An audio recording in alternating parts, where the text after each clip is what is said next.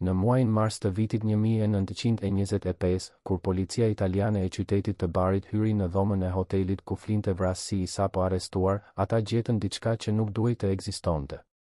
Mbi tavolinën e natës, e palosur me nxitim, qëndronte një letër e pambaruar, e shkruar me shkronja të shpejtuara, drejt një adrese në Tiranë. Letra fillonte me fjalët: e kreva. Pres të hollat. Asnjë nënshkrim.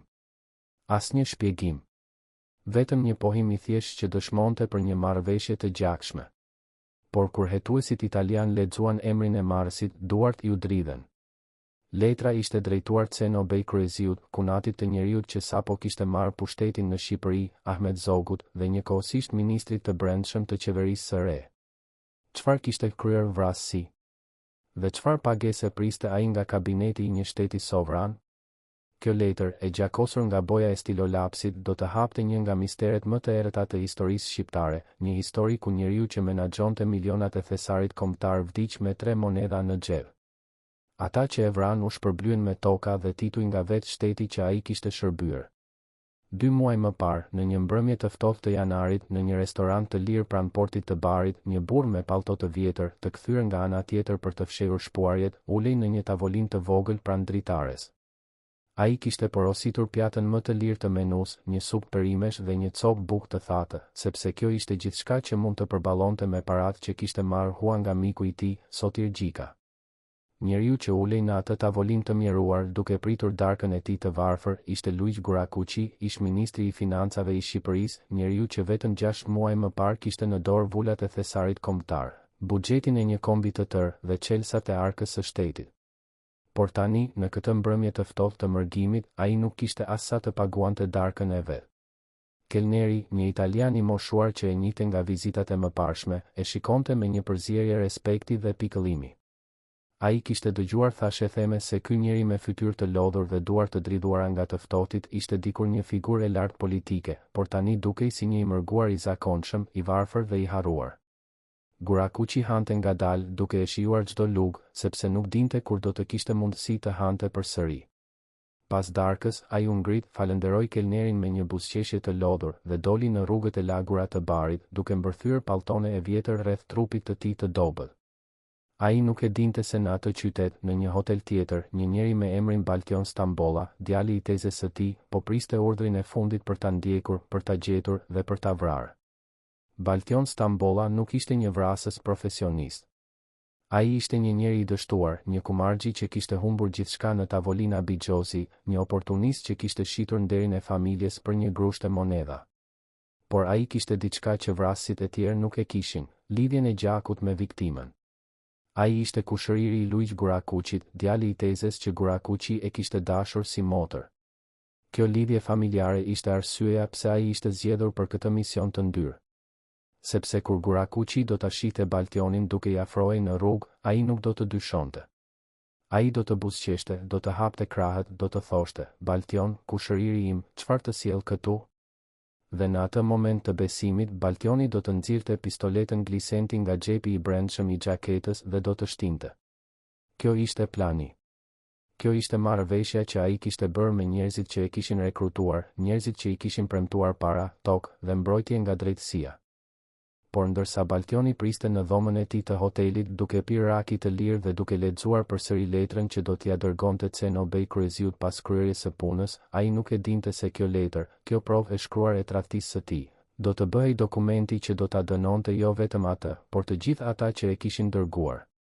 Sepse policia italiane, edhe pse më vonë do ta lironte Baltionin nën presionin politik të qeverisë fashiste të Mussolinit, nuk do ta shkatëronte kurrë këtë letër. Ajo do të mbetej në arkivat e shtetit italian, një dëshmi e heshtur e një krimi që u pagua nga vetë qeveria shqiptare. Në mëngjesin e datës 2 mars, Luiz Gurakuqi u zgjua në dhomën e tij të vogël të qiras, një dhomë aq e varfër sa as ngroje nuk kishte. Ai u vesh me të njëjtën pallto të vjetër, të njëjtën këmishë të larë rilare dhe doli për të blerë një copë bukë nga fura më e lirë e lagjes. Rrugët e barit ishin të lagura nga shiu i natës dhe qielli ishte i mbuluar me re të zeza që premtonin stuj. Gurakuqi ecte ngadalë me kokën ulur duke menduar për të ardhmen e pasigurt. Ai kishte marrë lajme nga Shqipëria se regjimi i ri i Ahmet Zogut po arrestonte dhe po ekzekutonte kundërshtarët politik. Emrat e shokëve të tij, njerëzve që kishin qenë bashkë me të në qeverinë e Fanolit, po zhduken një nga një. Disa ishin arrestuar. Të tjerë ishin vrarë në prit. Dhe Gurakuqi e dinte se emri i tij ishte në krye të listës. Por ai nuk kishte para për të ikur më larg. Ai nuk kishte as sa të blinte një bilet treni për në një qytet tjetër italian. Ai ishte i bllokuar në Bari, i varfër, i vetmuar dhe i cenueshëm. Kur u kthye në dhomën e tij me bukën e bler, ai gjeti një shënim të lënë në nder. Ishte një mesazh i shkurtër nga Sotir Gjika, miku i tij, që e ftonte të takoheshin në mbrëmje për darë. Gurakuqi buzëqeshi për herë të parë atë ditë. Të paktën do të kishte shoqëri, do të fliste me dikë që e kuptonte, dikë që e respektonte. Ai nuk e dinte se kjo do të ishte darka e tij e fundit. Në orën 9:30 të mbrëmjes, Luigi Gurakuqi dhe Sotir Gjika dolën nga restoranti i Hotel Cavour, një vend modest por i pastër, ku kishin ngrënë një darkë të thjeshtë. Shiu kishte filluar të binte përsëri dhe Gurakuqi u ndal nën streha e derës së hotelit, duke pritur që shiu të lehtësojë. Sotiri po fliste për planet e tij për të zhvendosur në Francë, për të kërkuar azil politik atje dhe po e nxiste Gurakuqin të vinte me të. Por Gurakuqi tundi kokën. Nuk kam para as për biletën e trenit deri në Rom, tha ai me një zë të lodhur. Si mund të shkoj në Paris? Sotiri po hapte gojën për t'ju përgjigjur, kur një zë i njohur thiri nga pas tyre, Luigi. Gurakuqi u kthye. Ai pa një burr që po i afrohej me hapa të shpejt, një fytyrë që i dukej e njohur, por që nuk e vendoste dot menjëherë. Pastaj, në dritën e dobët të llambës së rrugës, ai e njohu. Ishte Baltioni, kushëriri i tij, djali i tezës së dashur. Fytyra e Gurakuqit u ndriçua me një buzëqeshje të sinqertë. Ai hapi krahët duke u përgatitur për ta përqafuar. Baltion, kushëriri im, thiri ai. Por Baltioni nuk buzëqeshi. Ai nxori dorën nga xhepi i brendshëm i xhaketës dhe në atë dorë shkëlqente metali i ftohtë i një pistolete glisenti. Gurakuqi nuk pati kohë të kuptonte. Plumbi i parë e goditi në qafë. Ai u tund, syt ju hapën nga shoku dhe dhimbja. Plumbi i dytë e goditi në kraharor. Ai ra në gjunjë, duke u përpjekur të mbështetej me duar në kaldrëm të lagur. Plumbi i tretë e goditi në shpinë, duke e përmbysur përfundimisht. Sotir Gjika bërtiti, por ishte shumë vonë. Luigi Gurakuqi, ish ministri i financave i Shqipërisë, bashkëhartuesi i deklaratës së pavarësisë, intelektuali që kishte refuzuar çdo formë korrupsioni, vdiq në kaldrëmin e lagur të një rruge të huaj, me 3 monedha në xhep dhe një bilet treni klase të tretë në portofol. Baltion Stambolla u largua me vrap, por nuk arriti të shkonte larg. Policia italiane e arrestoi atë brenda një ore në dhomën e tij të hotelit, ku gjetën letrën që do të bëhej prova më e rëndë e komplotit. Kur lajmi i vrasjes së Luigi Gurakuqit arriti në Tiranë, reagimi i qeverisë së Ahmet Zogut ishte heshtje. Asnjë deklaratë zyrtare. Asnjë shprehje ngushëllimi për familjen. Asnjë kërkesë për hetim ndërkombëtar. Vetëm heshtje e ftohtë, e llogaritshme, heshtja e atyre që dinë se çfarë kanë bërë dhe nuk pendohen. Por në rrugët e Tiranës, në kafenet e Shkodrës, në shtëpitë e intelektualëve që kishin njohur Gurakuqin, lajmi u prit me lodh dhe me zemërim. Njerëzit flisnin me zë të ulët, duke u frikësuar se mos dëgjoheshin nga spionët e regjimit.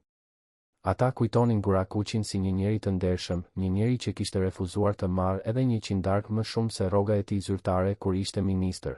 Një njeri që kishte jetuar në një shtëpi modeste dhe kishte ecur në punë me këmbë për të kursyer paratë e shtetit. Dhe tani ky njeri kishte vdekur i varfër, i vrarë nga kushëriri i vet në një rrugë të huaj, ndërsa ata që e kishin urdhëruar vrasjen uleshin në karriget e pushtetit dhe ndanin tokën dhe pasurinë e kombit mes vete.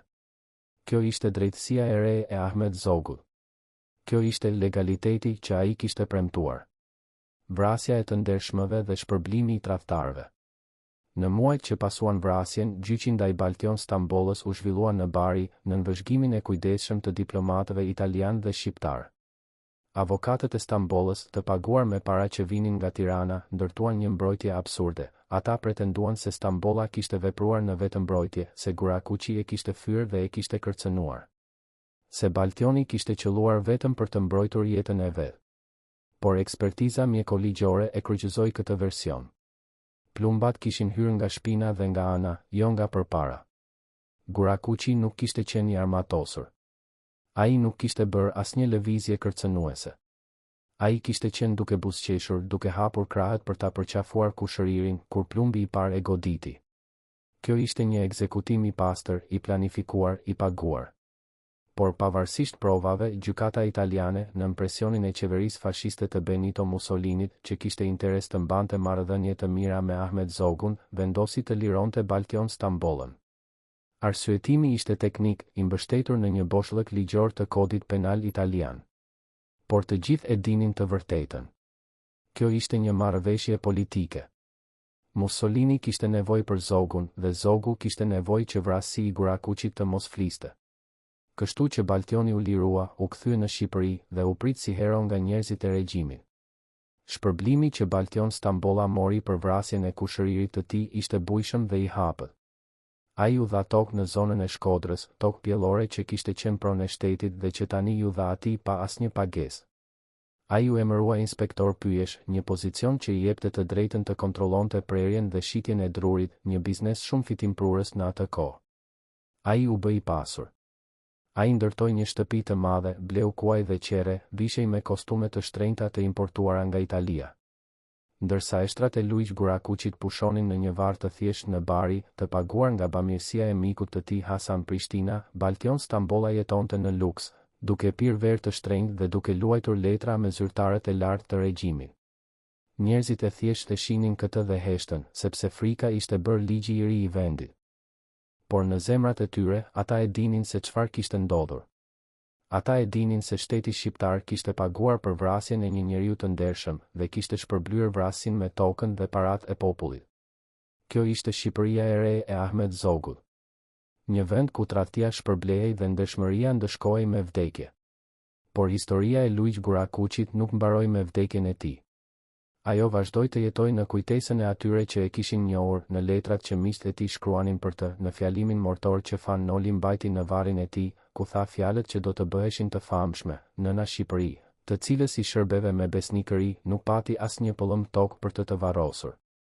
Këto fjalë ishin një akuzë e drejtpërdrejtë ndaj regjimit të Zogut, një regjim që kishte kthyer shtetin në një makinë vrasëse që eliminonte çdo zë të ndershëm dhe çdo ndërgjegje të pastër. Gurakuçi ishte vetëm viktima e parë e një liste të gjallë. Pas tij do të vriteshin Bajram Curri, Hasan Prishtina, Avni Rustemi dhe dhjetëra të tjerë që kishin guxuar të kundërshtonin korrupsionin dhe tiranin. Por vrasja e Gurakuçit mbeti simboli më I fortë I kësaj makinerie vdekjeje, sepse ai ishte vrarë jo vetëm si armik politik. Si shembull për të gjithë të tjerët, edhe nëse je I ndershëm, edhe nëse nuk ke vjedhur asnjë qindark, edhe nëse ke shërbyer kombin me besnikëri, nëse guxon të kundërshtosh pushtetin, do të vdesësh I varfër dhe I harruar. Vrasit e tu do të jetojnë në luks me paratë që ti refuzove të vjedhësh. A mund të ketë padrejtësi më të madhe se kjo? A mund të ketë tragjedi më të thellë se kjo? Dhe pyetja që mbetet e pashquar edhe sot, sa prej atyre që urdhëruan vrasjen e Luiq Gurakuçit paguan ndonjëherë për krimin e tyre? Në dimrin e vitit 1924, kur Luiq Gurakuçi hyri për herë të parë në zyrën e ministrit të financave në Tiranë, ai gjeti diçka që e tronditi deri në palës. Kasaforta qendrore e shtetit, ajo që duhej të mbante rezervat e arit kombëtar, bonot e thesarit dhe fondet emergjente të kombit, ishte pothuajse bosh. Brenda saj gjendeshin vetëm disa letra të vjetra borxhi, disa monedha të ndryshkura dhe një regjistër kontabiliteti ku mungonin faqe të tëra, të shuara me kujdes nga dikush që kishte diçka për të fshehur. Gurakuçi qëndroi para asaj kasaforte të hapur për minuta të tëra, duke mos besuar atë që shinin sytë e tij. Ai thiri kontabilistin kryesor, një njeri të moshuar me mustaqe të bardhë që kishte shërbyer në 3 qeveri të mëparshme. Ku janë paratë e shtetit, pyeti Gurakuçi me një zë që dridhej nga zemërimi I frenuar. Kontabilisti uli syt. Zotëri ministër, tha ai me një zë të lodhur, paratë janë marrë nga ata që ishin këtu para jush. Disa për shpenzime urgjente, disa për operacione sekrete, disa thjesht zhdukën pa asnjë shënim. Gurakuçi ndjeu një valë të ftohtë që I kaloi nëpër trup. Ai kuptoi se kishte trashëguar jo një ministri, por një vrim të zezë financiare, një shtet që ishte plaçkitur nga brenda nga vetë ata që duhet ta mbronin. Por në vend që të dorëzoi, ai mori një vendim që do ta kushtonte jetën. Ai vendosi të fillonte nga e para, të mbyllte çdo vrim korrupsioni dhe të refuzonte çdo formë rishfeti apo favori. Ai nuk e dinte se ky vendim do ta bënte armikun numër 1 të çdo njeriu që kishte jetuar duke vjedhur shtetin. Dhe këta njerëz nuk harronin. Ata pritnin. Ata planifikonin. Dhe kur koha erdhi, ata do të godisnin. Gruaja e Luigjë Gurakuqit, Olga, e kishte kuptuar rrezikun shumë para se bashkëshorti i saj ta pranonte. Ajo e shihte se si njerëzit e caktuar e shikonin Luigjin kur ai ecte nëpër rrugët e Tiranës, si i hidhnin vështrime plot urrëtie dhe kërcënim. Ajo e dëgjonte se si në treg, gratë e tjera flisnin me zë të ulët për ministrin që nuk merr asnjë qindark, duke e thënë këtë jo me admirim. Me një lloj frike të çuditshme, sikur ndeshmëria e tij ishte një sëmundje ngjitse që mund t'i infektonte edhe bashkëshortët e tyre. Një mbrëmje, kur Luigji u kthye në shtëpi pas një dite të gjatë pune, Olga e priti në derë me një shprehje të shqetësuar në fytyrë. Luigj, i tha ajo, duke ja kapur dorën, sot erdhi një grua në shtëpi. Ajo tha se ishte motra e një zyrtari të ministrisë. Ajo më solli një zarf me para dhe më tha se ishin dhuratë për shërbime të mira. Kur unë refuzova, ajo më tha diçka që më tronditi: "Zonja ime, burri juaj po bën gabimin më të madh të jetës së tij. Ai po refuzon atë që të gjithë marrin. Kjo do ta kushtoj shtrenjtë." Luigji e përqafoi gruan e tij dhe buzëqeshi, por buzëqeshja e tij ishte e lodhur, e rënduar nga një peshë që vetëm ai e kuptonte plotësisht. "Olga ime," i tha ai, "nëse unë filloj të marr atë që marrin të tjerët, atëherë çfarë ndryshimi ka mes meje dhe tyre? Unë erdha në këtë detyrë për të shërbyer kombin, jo për të vjedhur nga ai."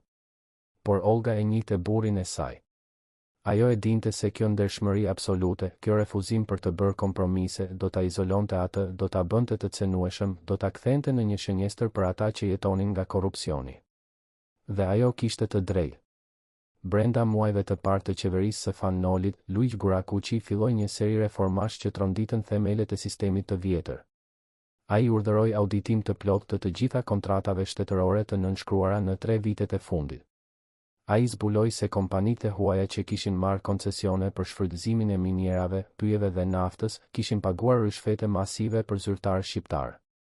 Se këta zyrtarë kishin nënshkruar kontrata që i jepnin shtetit vetëm 5% të fitimeve, ndërsa 95% shkonte tek kompanitë e huaja dhe ndërmjetësit korrupt. Gurakuqi anuloi këto kontrata. Ai kërkoi renegocim me kushte të drejta. Kompanitë e huaja protestuan. Ambasadorët e fuqive të mëdha erdhën në zyrën e tij dhe kërcënuan. Por Gurakuqi nuk u tun. "Shqipëria nuk është përshitje," u tha ai atyre me një qetësi të ftohtë. "Dhe nëse ju mendoni se mund të blini këtë vend duke paguar disa zyrtar korrupt, ju gaboni." Por këto fjalë kishin një çmim. Sepse ato kompani të huaja kishin lidhje të thella me qarqet politike shqiptare, me ata njerëz që kishin humbur privilegjet e tyre për shkak të reformave të Gurakuqit. Dhe këta njerëz filluan të planifikonin rikthimin e tyre në pushtet. Ata filluan të mblidhnin para, armë dhe mbështetje nga jashtë. Dhe në krye të kësaj lëvizjeje ishte një njeri i ri, ambicioz, i pamëshirshëm, Ahmet Zogu. Në dhjetor të vitit 1924, kur forcat e Ahmet Zogut, të mbështetura nga ushtria jugoslave dhe mercenarët rus të baronit Rangel, hynë në Tiranë, Luigjë Gurakuqi ishte në zyrën e tij, duke djegur dokumente. Ai dinte se nëse këto dokumente binin në duart e regjimit të ri, ato do të përdoreshin për të arrestuar dhe ekzekutuar dhjetëra njerëz të ndershëm që kishin bashkëpunuar me qeverinë e Nolit. Ai dogji listat e emrave, raportet e auditimeve, provat e korrupsionit që kishte zbuluar.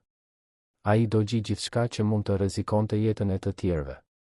Por ai nuk dogji një dokument, kopjen e raportit që kishte dërguar në lidhjen e kombeve, ku detajonte se si qeveria e mëparshme kishte shitur koncesionet kombëtare për rishfete personale. Ai e futi këtë dokument në një zarf të vulosur dhe ia dha kontabilistit të vjetër. "Ruaje këtë," i tha ai. "Një ditë, kur Shqipëria të jetë e lirë, kjo do të jetë dëshmia se ne përpiqemi të ndërtuanim një shtet të ndershëm."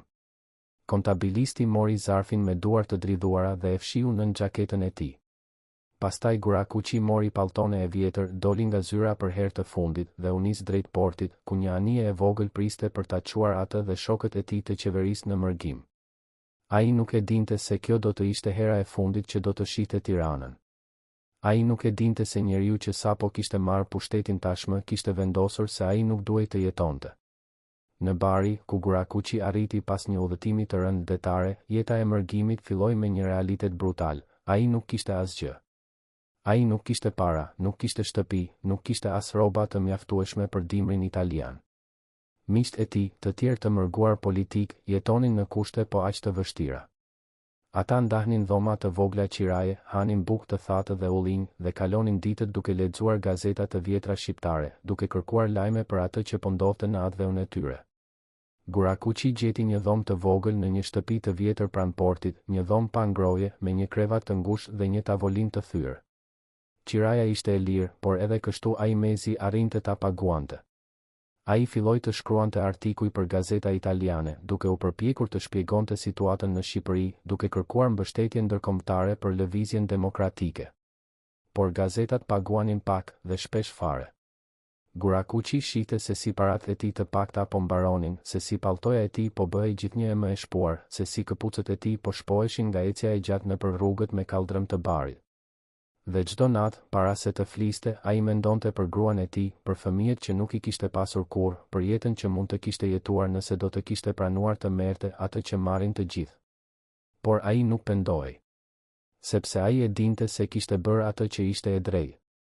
Dhe kjo njohje ishte e vetmja pasuri që I kishte mbetur. Në shkurt të vitit 1925, Luigi Gurakuqi filloi të vërente se po ndiqej.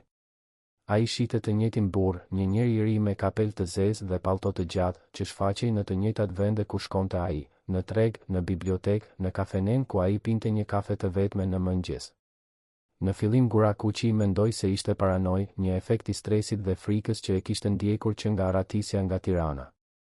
Por pastaj ai filloi të shihte edhe burra të tjerë, figura që qëndronin në hije, që ndryshonin pozicion kur ai ndryshonte rrugë, që zhduken kur ai kthehej papritur për t'i parë. Ai I tregoi këto dyshime Sotir Gjikës, miku I tij më I ngushtë në mërgim. Sotiri e dëgjoi me vëmendje dhe pastaj tha diçka që e bëri Gurakuqin të ngrinte. Luiq, tha ai, unë kam dëgjuar thashe theme se regjimi I Zogut ka dërguar njerëz këtu, në Itali, për të gjurmuar dhe eliminuar kundërshtarët politik. Ata kanë para, kanë mbështetje nga shërbimet sekrete italiane dhe kanë një listë emrash. Emri yt është në krye të asaj liste. Gurakuqi e shikoi mikun e tij dhe pa frikën e sinqertë në sytë e tij. Çfarë mund të bëj? Pyeti ai. Nuk kam para për të ikur. Nuk kam dokumente për të shkuar në vende të tjera. Jam I bllokuar këtu. Sotiri e kapi për krahu. Atëherë mos ec vetëm, I tha ai. Mos shko në vende të shkreta. Qëndro gjithmonë me njerëz pranë. Dhe nëse sheh diçka të dyshimt, vrap. Por Gurakuqi e dinte se këshillat e Sotirit, edhe pse të dhëna me dashuri, ishin të padobishme. Sepse nëse dikush kishte vendosur ta vriste, ai do ta bënte, pavarësisht nga masat paraprake. Dhe kështu Gurakuqi vazhdoi të jetonte, duke ditur se çdo ditë mund të ishte e fundit, duke ecur nëpër rrugët e Barit me një peshë në zemër që asnjë njeri nuk duhet ta mbante. Në mbrëmjen e datës 2 mars, pak para se të dilte për darkë me Sotir Gjikën, Luiq Gurakuqi u ul në tavolinën e vogël të dhomës së tij dhe shkroi një letër. Letra ishte drejtuar gruas së tij, Olgës, që kishte mbetur në Shqipëri. Ai shkroi me një shkrim të qetë, të qartë, fjalë që dilnin nga një zemër që e dinte se koha po mbaronte. Olga ime e dashur, shkroi ai, nuk di nëse kjo letër do të arrijë ndonjëherë, por ndihem I detyruar ta shkruaj. Jeta këtu është e vështirë, por jo aq e vështirë sa të dish se atdheu ynë është në duart e atyre që e shesin cop-cop. Unë nuk kam para, nuk kam komoditet, por kam diçka që askush nuk mund të ma marrë, ndërgjegjen time të pastër. Unë nuk kam vjedhur asnjë qindark nga shteti. Unë nuk kam shitur asnjë copë toke kombëtare. Unë kam bërë atë që besoja se ishte e drejtë, edhe kur kjo më kushtoi gjithçka. Nëse diçka më ndodh, dua që ti ta dish këtë, unë vdiqa I ndershëm. Dhe kjo është e vetmja trashëgimi që mund t'i lë këtij kombi. Ai e palos letrën, e vuri në një zarf, por nuk e vulosi. Ai e la atë mbi tavolinë, duke menduar se do ta dërgonte të nesërmen. Por e nesërmja nuk erdhi kurrë për Luiq Gurakuqin. Sepse atë mbrëmje, në orën 9:30, nën streha e Hotel Cavour, ku shëriri I tij, Baltion Stambolla, e thiri emrin e tij për herë të fundit. Dhe kur Gurakuqi u kthye me një buzëqeshje në fytyrë, duke menduar se po takonte një të dashur, plumbi I parë e goditi në qafë, duke e shndërruar atë buzëqeshje në një shprehje shoku dhe dhimbje që do të ngrinte përgjithmonë në fytyrën e tij të vdekur. Në arkivat e Ministrisë së Brendshme të Mbretërisë së Shqipërisë, në një dosje të vulosur me vulën Sekret Absolut, ruhen dokumente që nuk duhej të ekzistonin kurrë.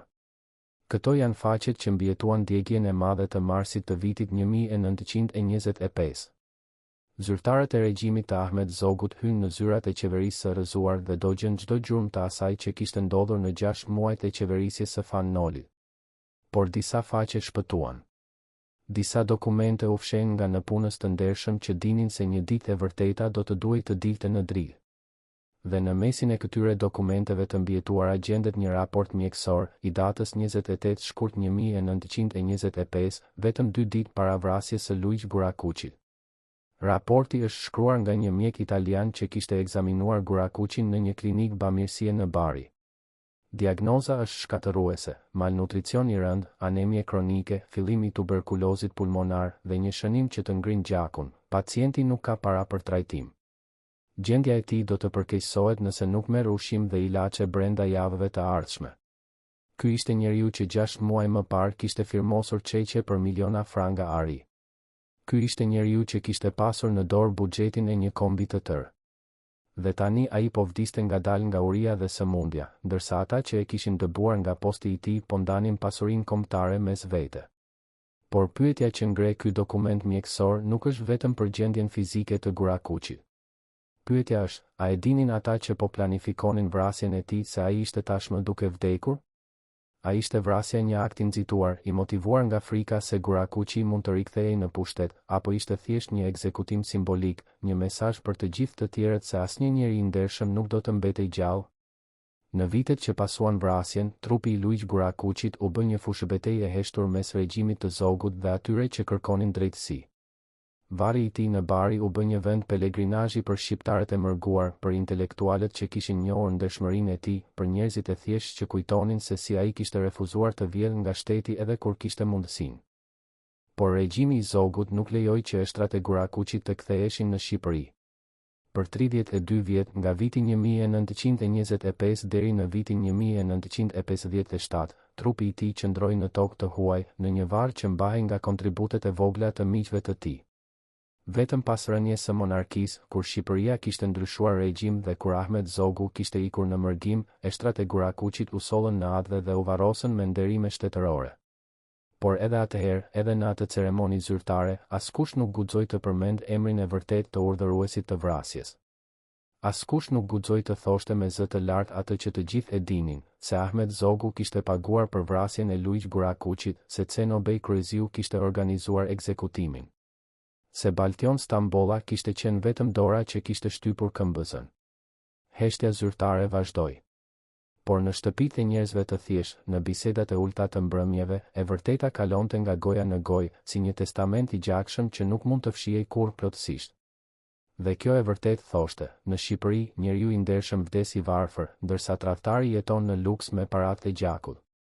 Por ka një detaj që historianët e kanë injoruar për dekada, një detaj që del vetëm kur lexon me kujdes raportet e policisë italiane të asaj kohe.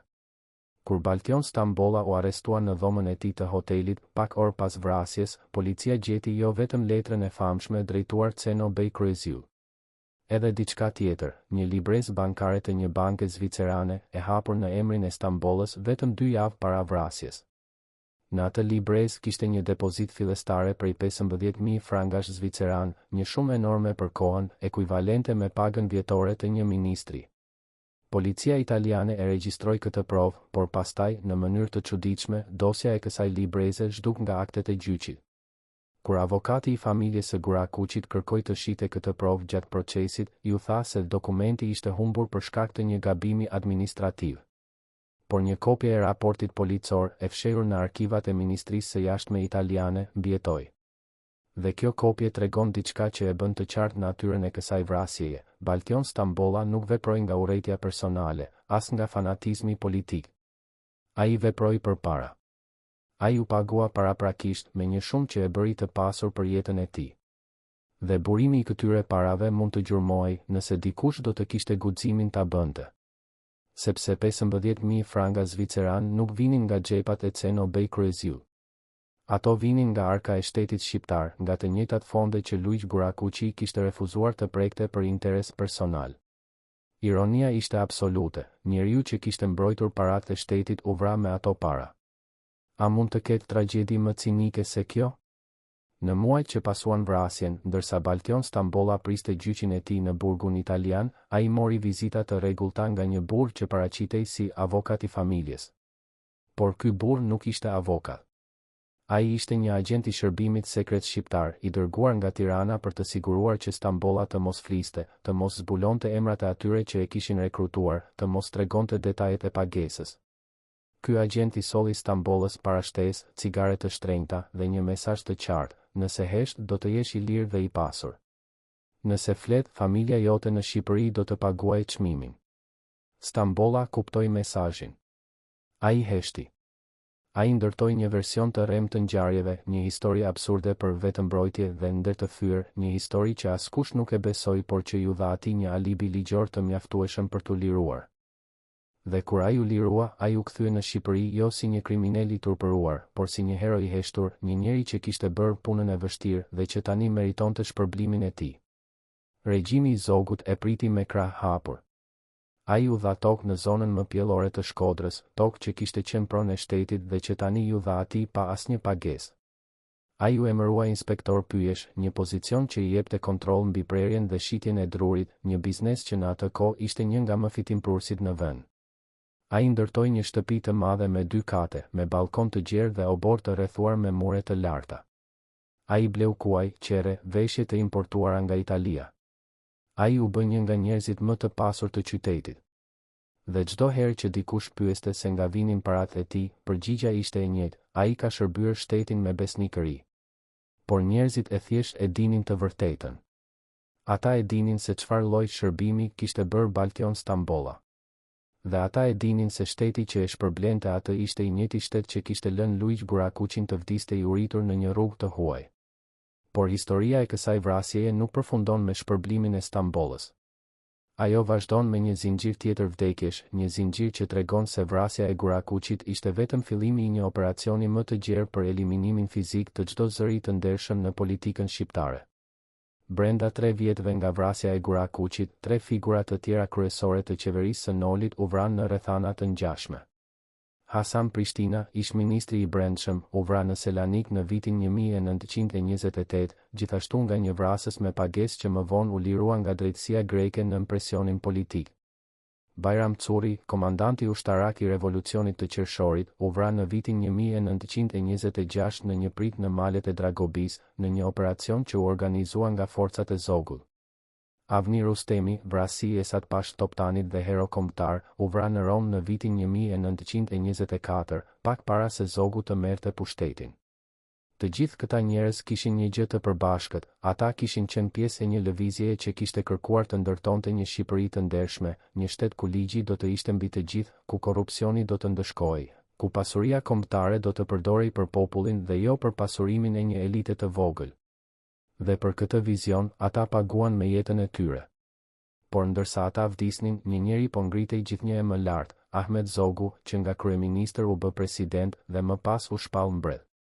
Dhe sa më lart ngjitej ai, aq më shumë gjak derdhej në rrugët e Shqipërisë dhe në qytetet e mërgimit. Kjo ishte çmimi i pushtetit absolut. Kjo ishte çmimi i një regjimi që nuk toleronte asnjë zë kritik, asnjë ndërgjegje të pavarur, asnjë njeri që guxonte të thoshte të vërtetën. Në vitin 1937, 12 vjet pas vrasjes së Luiq Gurakuqit, një gazetar italian që po hulumtonte për një libër mbi Ballkanin udhëtoi në Shqipëri dhe kërkoi të intervistonte Baltion Stambollën. Stambolla, që tani jetonte në luks dhe kishte fituar peshë nga jeta e rehatshme, pranoi të fliste, duke menduar se pas kaq vitesh askush nuk do të kujtonte detajet e vrasjes. Intervista u zhvillua në shtëpinë e tij të madhe, në një dhomë të mobiluar me tavolina të importuara dhe qilima persian. Gazetari e pyeti drejt për drejt: "Zoti Stambolla, ju akuzuat për vrasjen e Luiq Gurakuqit, por u shpallët i pafajshëm. A mund të më tregoni çfarë ndodhi vërtet atë natë?" Stambolla buzëqeshi, një buzëqeshje të ftohtë, të llogaritur. "Unë veprova në vetëmbrojtje", tha ai me një zë të qetë. "Luiq Gurakuqi më sulmoi dhe unë u detyrova të mbrohesha." Gazetari e shikoi në sy. por raporti mjekoligjor thotë se plumbat hyn nga shpina. Si mund të jetë kjo vetëm mbrojtje? Stambolla ndaloi së buzëqeshuri. Fytyra e tij u bë ftohtë, e ashpër. Raporti mjekoligjor gaboi, tha ai. Ose ndoshta ju po lexoni raportet të rreme. Gjykata më shpalli të pafajshëm. Kjo është e vetmja e vërtetë që ka rëndësi. Gazetari nuk insistoi. Ai e kuptoi se njeriu përballë tij nuk do të rrëfente kurrë të vërtetën, sepse e vërteta do ta dënonte jo vetëm atë, por të gjithë ata që e kishin mbrojtur dhe shpërblyer. Por ndërsa gazetari po largohej nga shtëpia e Stambollës, ai pa diçka që e tronditi. Në oborin e shtëpisë, të lidhur në një shtyllë, kishte një kal të bukur me shal të stolisur me ar. Dhe mbi shal ishte gdhendur një stema e mbretërisë së Shqipërisë. Ky kal ishte një dhuratë nga vetë mbreti Zog. Kjo ishte dëshmia e fundit, e pamohueshme, e lidhjes mes vrasit dhe atij që e kishte urdhëruar vrasjen. Por ndërsa Baltion Stambolla jetonte në luks, një grua e vjetër, e veshur me të zeza, ecte çdo ditë në rrugët e Shkodrës, duke mbajtur në duar një fotografi të vjetër. Fotografia tregonte një burr me fytyrë të butë, me sy të mençur, me një shprehje dinjiteti të qetë. Ishte Luiz Gurakuçi në ditët kur ishte ministër i financave, kur ende besonte se ndeshmëria mund të fitonte mbi korrupsionin. Gruaja ishte motra e Gurakuçit, e vetmja anëtare e familjes që kishte mbetur në Shqipëri. Ajo nuk kishte para, nuk kishte mbështetje, nuk kishte asgjë përveç kujtimit të vëllait të saj. Dhe çdo ditë, ajo ndalonte përpara shtëpisë së Baltion Stambollës, qëndronte atje për disa minuta, duke mbajtur fotografin lart, pa thënë asnjë fjalë. Njerëzit që kalonin e shihnin atë dhe ulin syt, të turpëruar. Disa prej tyre e dinin se çfarë kishte ndodhur. Të tjerët e mësonin nga fqinjet, nga thashetheme të ulta. Por askush nuk guxonte të ndalonte, të fliste me gruan, të shprehte solidaritet. Sepse frika ishte bërë ligji i ri i vendit.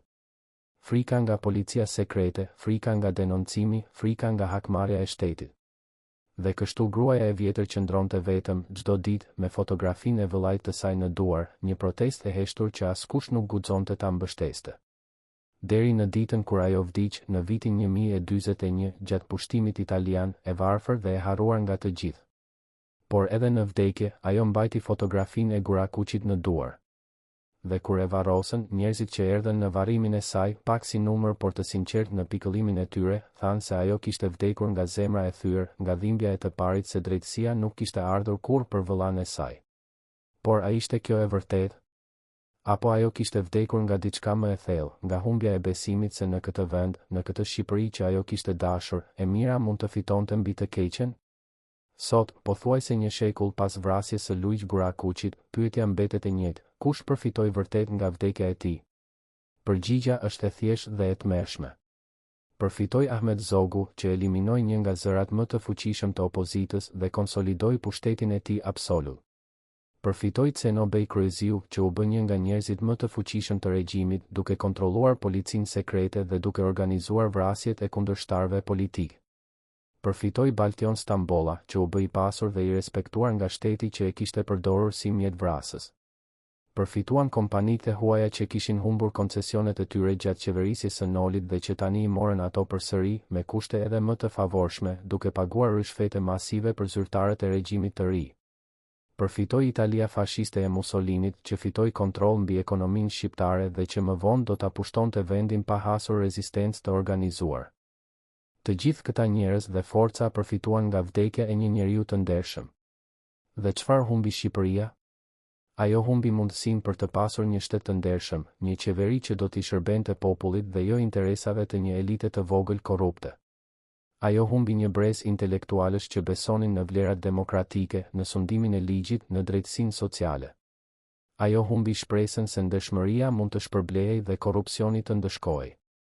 Dhe në vend të kësaj, ajo fitoi një regjim që mbretëroi me terror, që vrau çdo zë kritik, që shiti vendin cop për interesat e huaja. Që përfundoi duke e çuar Shqipërinë në pushtim, në varfëri dhe në izolim që zgjati për dekada. A ishte kjo çmimi që duhej të paguhej për vrasjen e Luiz Gurakuçit? Apo ishte kjo thjesht fillimi i një rruge të gjatë drejt errësirës, një rrugë që filloi me 3 plumba në një rrugë të barit dhe që përfundoi me shkatërimin e një kombi të tërë? Në orën 9:30 të mbrëmjes së datës 2 mars 1925, kur plumbi I parë goditi qafën e Luiq Gurakuqit, një tjetër ngjarje po ndodhte në të njëjtën kohë në një zyrë të errët në Tiranë. Cenobej Kryeziu, ministri I brendshëm I regjimit të sapoardhur të Ahmet Zogut, po priste një telefonat. Ai ulej në karrigen e tij të lartë lëkure, duke pirë raki të fortë, duke parë orën e murit çdo pak minuta. Në tavolinën përpara tij kishte një dosje të trashë, të shënuar me shkronjat LG, operacioni Bari. Brenda kësaj dosjeje gjendeshin të gjitha detajet e operacionit, emri I vrasit, data e planifikuar, shuma e paguar, rruga e aratisjes. Gjithçka ishte llogaritur me kujdes. Gjithçka ishte miratuar nga vet Ahmet Zogu. Por Cenobej Kryeziu nuk ishte I qetë. Ai e dinte se edhe operacionet më të planifikuara mund të shkojnë keq. Ai e dinte se nëse Baltion Stambolla kapej dhe fliste, nëse policia italiane gjente prova që lidhnin vrasjen me qeverinë shqiptare, skandali do të ishte katastrofik. Kur telefoni më në fund ra, Cenobej Kryeziu e kapi me një lëvizje të shpejtë. Zëri në anën tjetër të linjës ishte I ulët, I mbytur. U krye, tha zëri. Por ai u kap menjëherë. Policia e gjeti letrën. Cenobej Kryeziu ndjeu një val të ftohtë që I kaloi nëpër trup. Letra.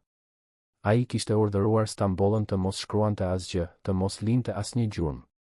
Por Stambolla, në arrogancën e tij të budallait, kishte shkruar një letër ku kërkonte paratë e premtuara.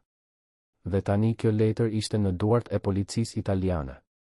Cenobej Kryeziu mbylli telefonin dhe qëndroi në heshtje për disa minuta.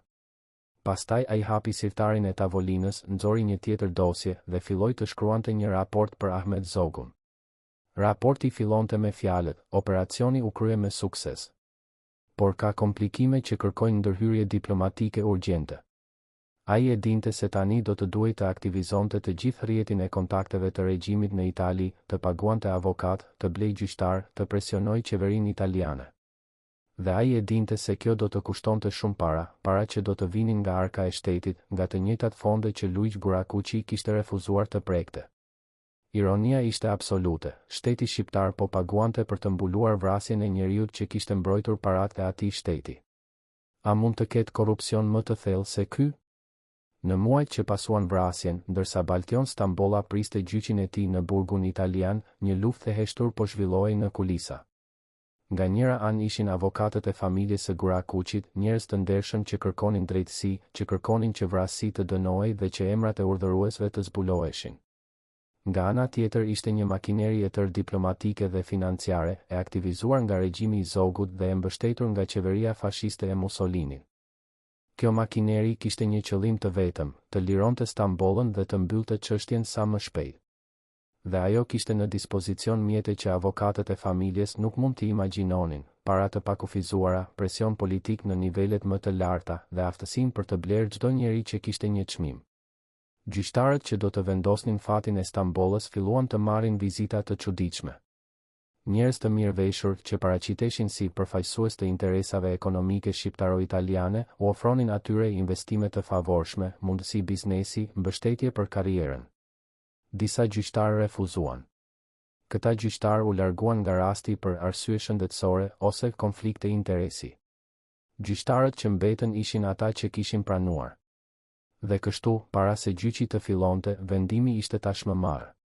Baltion Stambolla do të lirohej. Provat do të injorohen. Letra e famshme, ajo që fillonte me fjalët e kreva. Pres të hollat do të konsiderohej e paqartë dhe e pamjaftueshme për të provuar një komplot. Ekspertiza mjekoligjore që tregonte se Gurakuqi ishte qelluar nga shpina do të kundërshtohej nga një ekspertizë e dytë e paguar nga mbrojtja që do të pretendonte se këndvështrimi I plumbave mund të interpretohet ndryshe. Dhe në fund, pas një gjyqi që zgjati vetëm disa javë, Baltion Stambolla u shpall I pafajshëm. Kur vendimi u lexua, në sallën e gjyqit kishte vetëm disa njerëz, avokatët e mbrojtjes që buzëqeshnin me kënaqësi dhe një grua e vjetër e veshur me të zeza, motra e Luiq Gurakuqit që qante në heshtje. Askush tjetër nuk kishte ardhur. Sepse të gjithë e dinin se ky gjyq ishte një farsë, një shfaqje e organizuar për të mbuluar një krim shtetëror.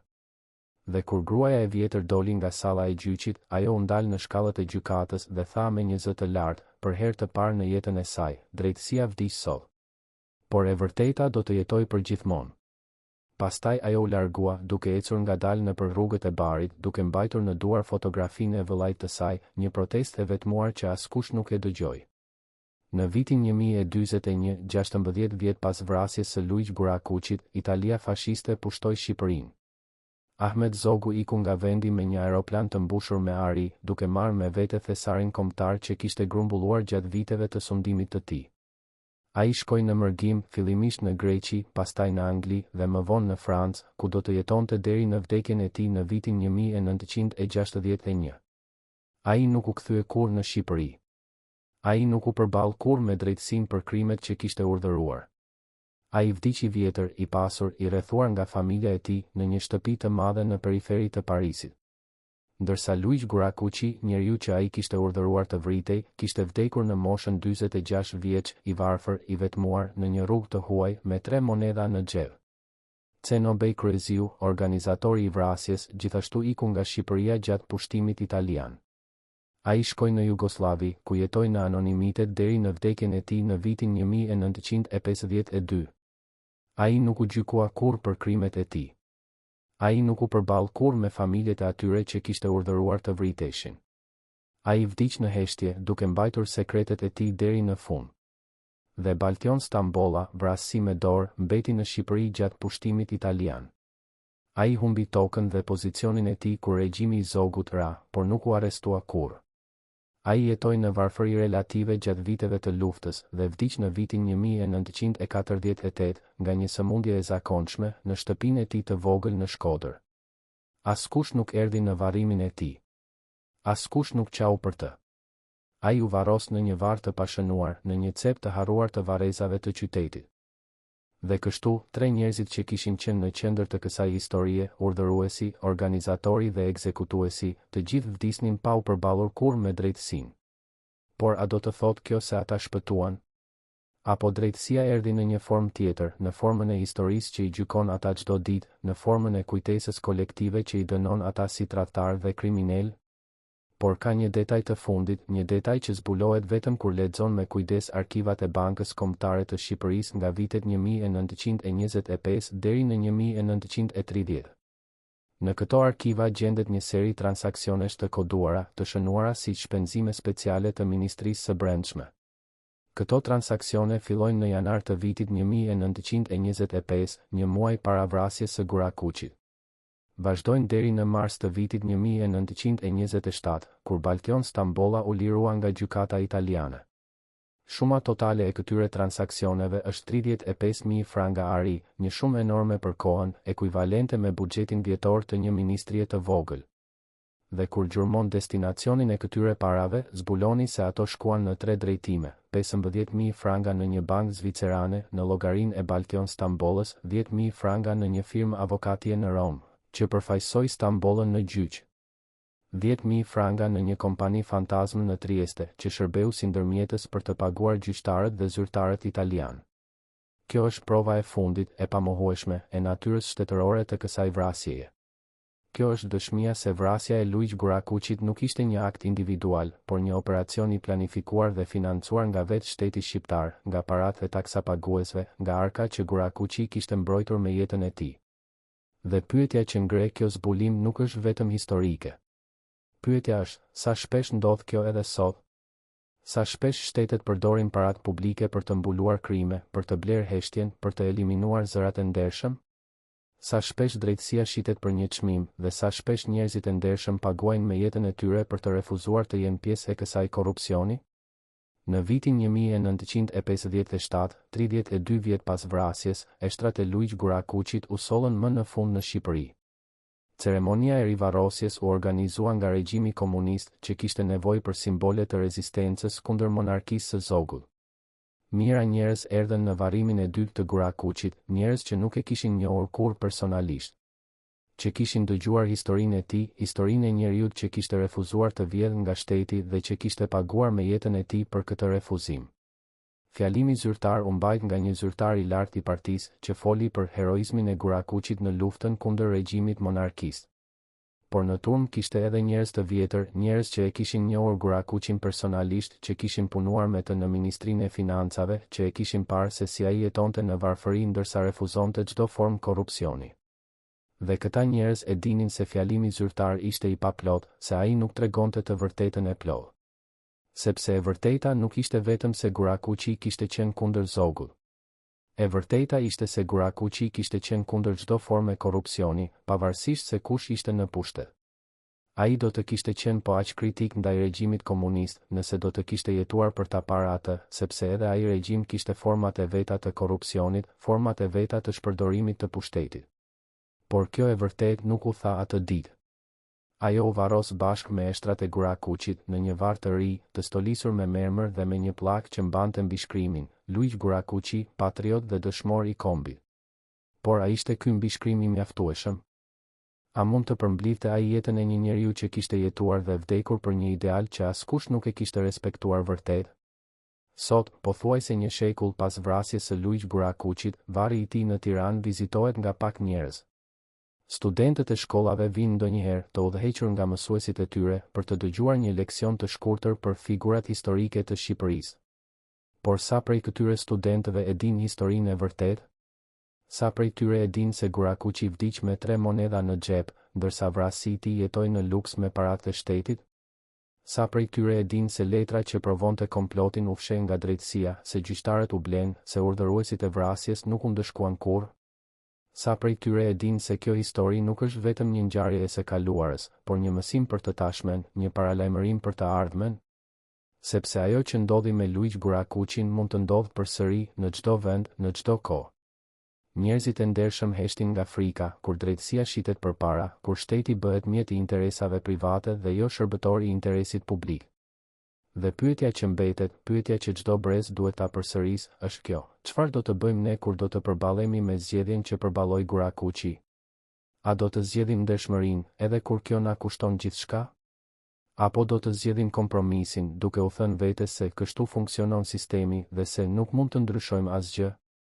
Sepse historia e Luiq Gurakuqit na mëson se zgjedhja individuale ka rëndësi, se refuzimi për të qenë pjesë e korrupsionit, edhe kur të gjithë të tjerët e pranojnë atë, është një akt i heroizmit të vërtetë.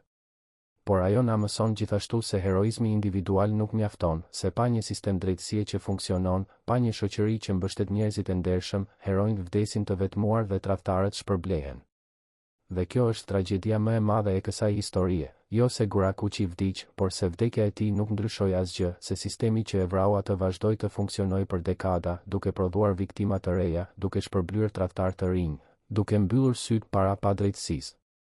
Në vitet që pasuan rënien e regjimit komunist, kur arkivat e shtetit u hapën pjesërisht për studiuesit, një historian i ri zbuloi një dokument që kishte mbijetuar të gjitha djegjet, të gjitha censurimet, të gjitha përpjekjet për ta fshehur të vërtetën. Ishte një letër personale e shkruar nga Ahmet Zogu në vitin 1930, 5 vjet pas vrasjes së Gurakuqit, drejtuar një miku të tij të ngushtë. Në këtë letër, Zogu shkruante me një sinqeritet të rrallë: ka vendime që i marr në jetë dhe që më ndjekin në ëndra. Por nëse do të kthehesha prapa, do t'i merrja përsëri, sepse pushteti kërkon sakrificën e ndërgjegjes. Gurakuqi ishte një njeri i ndershëm, ndoshta i vetmi njeri vërtet i ndershëm që kam njohur në politikë. Por pikërisht për këtë arsye ai ishte i rrezikshëm. Sepse ndershmëria absolute në një botë korrupti është një akuzë e heshtur kundër të gjithë të tjerëve. Dhe unë nuk mund të lejoja që kjo akuzë të jetonte. Kjo letër, e shkruar me dorën e vet Zogut, është dëshmia më e qartë se vrasja e Gurakuqit nuk ishte një akt i nxituar. Një vendim i llogaritur, një eliminim i planifikuar i një njeriu që përfaqësonte një kërcënim ekzistencial për një sistem të ndërtuar mbi korrupsion.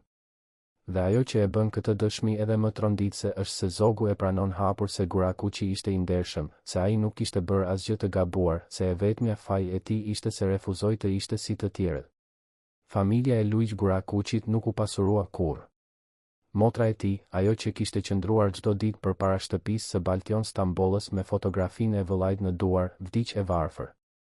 Fëmijët e saj, nipërit e Gurakuqit, u rritën në kushte modeste, duke punuar punë të thjeshta, duke jetuar jetë të qeta, larg politikës, larg pushtetit. Asnjë prej tyre nuk kërkoi kurrë kompensim nga shteti për vrasjen e Gurakuqit. Asnjë prej tyre nuk kërkoi kurrë që emri i tij të përdorej për qëllime politike. Ata thjesht ruajtën kujtimin e tij, duke e transmetuar nga brezi në brez, duke u thënë fëmijëve të tyre, gjyshi juaj i madh ishte një njeri i ndershëm. Ai vdiq për shkak të kësaj ndershmërie. Mos e harroni kurrë këtë. Dhe kështu, në heshtjen e një familje të thjeshtë, kujtimi i Luigjë Gurakuçit mbijetoi më mirë se në çdo monument zyrtar, në çdo fjalim politik, në çdo libër historie. Sepse kujtimi i vërtet nuk jeton në mermër dhe bronz, por në zemrat e atyre që e ruajnë atë me dashuri dhe respekt. Baltion Stambolla, vrasësi, nuk la pasardhës. Ai kishte pasur një grua, por martesa e tyre ishte e ftohtë, pa dashuri, pa fëmijë. Gruaja e tij vdiq para tij në vitin 1946 dhe ai jetoi vitet e fundit të jetës së tij i vetmuar, i shmangur nga fqinjet, i urryer nga ata që e dinin se çfarë kishte bërë. Kur ai vdiq në vitin 1948, trupi i tij qëndroi në shtëpi për 2 ditë para se dikush ta zbulonte. Askush nuk kishte ardhur ta vizitonte. Askush nuk kishte pyetur për të. Ai u varros në një ceremoni të shpejtë, pa prift, pa lutje, pa asnjë fjalë lamtumire. Dhe varri i tij, i pashënuar dhe i harruar, u shem pas disa vitesh, kur varrezat u rindërtuan. Sot askush nuk di ku janë eshtrat e Baltion Stambollës. Ato janë përzier me dheun, janë zhdukur pa gjurmë, ashtu siç ai kishte dashur të zhduk kujtimin e krimit të tij. Por ndërsa eshtrat e tij janë zhdukur, emri i tij ka mbetur, jo si një emër njeriu, por si një simbol i tradhtisë më të ulët, i vrasjes përpara, i shitjes së ndërgjegjes për një grushte monedha. Shteti shqiptar nuk ka kërkuar kurrë falje zyrtare për vrasjen e Luigjë Gurakuçit. Asnjë qeveri, as ajo monarkiste, as ajo komuniste, as ajo demokratike e pas viteve 90, nuk ka nxjerrë një deklaratë ku të pranojë përgjegjësinë shtetërore për këtë krim. Asnjë kryeministër nuk ka vizituar kurrë varrin e Gurakuçit për të kërkuar ndjesë në emër të kombit. Asnjë president nuk ka dekoruar kurrë pasardhësit e tij me një mirënjohje zyrtare për sakrificën e tij. Heshtja zyrtare vazhdon. Dhe kjo heshtje është më e fortë se çdo fjalë, sepse ajo tregon se shteti shqiptar, pavarësisht se kush e drejton atë, nuk është gati ende të përballojë të vërtetën e së kaluarës së tij, të pranojë se ai ka qenë dhe vazhdon të jetë një mjet në duart e atyre që e përdorin për interesa private dhe jo për të mirën e përbashkët. Por pyetja që mbetet, pyetja që duhet ta bëjë çdo shqiptar që lexon këtë histori, është kjo: kush ishin vërtet urdhëruesit e vrasjes së Luigjë Gurakuçit? A ishte vetëm Ahmet Zogu, njeriu që donte pushtetin absolut? A ishte Cenobej Kryeziu, organizatori i operacionit? A ishte Baltion Stambolla, dora që shtyu këmbëzën? Apo ishin të gjithë ata që heshtën, që pranuan, që nuk protestuan, që vazhduan të jetonin jetën e tyre sikur asgjë nuk kishte ndodhur?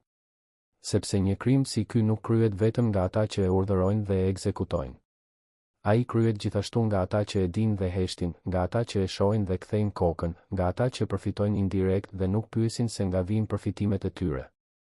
Dhe nëse kjo është e vërtetë, atëherë ne të gjithë, çdo brez që vjen pas asaj tragjedieje, mbajmë një pjesë të përgjegjësisë. Ne vazhdojmë të heshtim, vazhdojmë të pranojmë, vazhdojmë të jetojmë në një sistem ku njerëzit e ndershëm vdesin të varfër dhe tradhtarët shpërblehen me paratë e popullit. Dhe derisa të mos ndryshojmë këtë, derisa të mos kërkojmë drejtësi jo vetëm për të kaluarën por edhe për të tashmen, historia e Luigjë Gurakuçit do të përsëritet me emra të rinj, me data të reja. Me të njëjtën tragjedi të vjetër, vdekjen e ndershmërisë dhe triumfin e korrupsionit. Dhe kështu, në heshtjen e një varri në Tiranë, në errësirën e arkivave të mbyllura, në kujtimin e një familje të thjeshtë, jeton ende historia e njeriut që menaxhonte milionat e shtetit por vdiq me 3 monedha në xhep. Historia e njeriut që refuzoi të vjedhë dhe u vra për këtë refuzim. Historia e njeriut që besoi se ndershmëria mund të fitonte mbi korrupsionin dhe që pagoi me jetën e tij për këtë besim. Por a ishte ky besim një iluzion? Apo ishte një e vërtetë që ne, si shoqëri, nuk kemi qenë kurrë gati ta pranojmë? Dhe nëse është e vërteta e dytë, atëherë pyetja nuk është pse vdiq Luigjë Gurakuçi, por pse ne vazhdojmë të jetojmë në një botë ku njerëz si ai duhet të vdesin për të qenë të ndershëm. Kjo është pyetja që mbetet e pashquar. Kjo është pyetja që çdo brez duhet ta përsërisë. Dhe kjo është pyetja që, ndoshta, nuk do të ketë kurrë një përgjigje të plotë, sepse përgjigja kërkon jo vetëm fjalë. Vepra, jo vetëm kujtim, por ndryshim, jo vetëm të vërtetën për të kaluarën, por drejtësinë për të tashmen dhe të ardhmen.